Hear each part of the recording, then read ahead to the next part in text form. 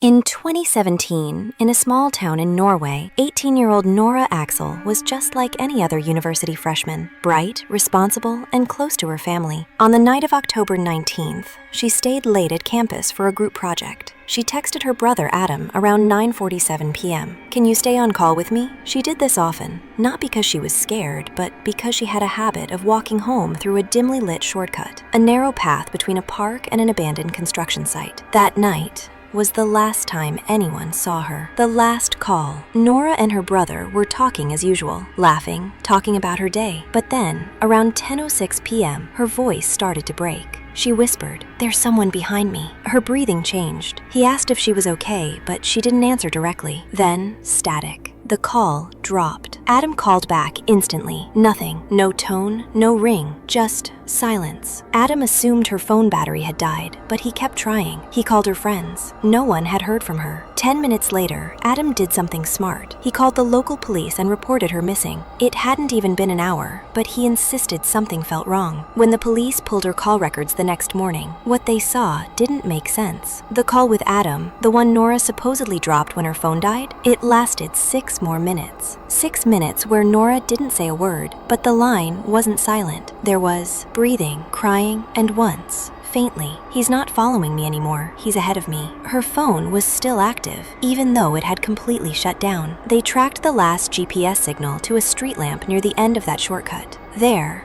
in the grass, they found Noora's phone, completely smashed, battery missing, SIM card bent, as if someone had tried to erase it. There were no fingerprints, not even hers, just one long scratch across the screen. The police checked cameras along her path. There was one, a grainy security camera from the park entrance. Noora is seen walking. She looks over her shoulder several times. Then, another figure appears, tall, male, dressed in dark clothing. But here's the chilling part. He never follows her. Instead, he's walking ahead of her, as if guiding her. Noora follows him and disappears off-screen. Experts were brought in to study the call. In the background, they heard faint scratching sounds, metal scraping on concrete. At exactly 10:12 p.m., a whisper is picked up. "I see you now." Then, silence. The call ends. Noora was never found. Noora's body was never recovered. The area was searched for weeks. Dogs, drones, volunteers, nothing. But every year since around October 19th, someone near the park reports the same thing. Their phone rings once. No number, just a whisper on the other end. "I'm still on the line." Unanswered questions. Who was the man she followed? How did the phone stay active with no battery? And what did she mean by, "He's ahead of me"? Noora's case is still unsolved, but her brother keeps her number active. Every year, he calls it at 10:06 p.m. Once, it rang twice before going dead. That night, he swore he heard breathing and a single word: home.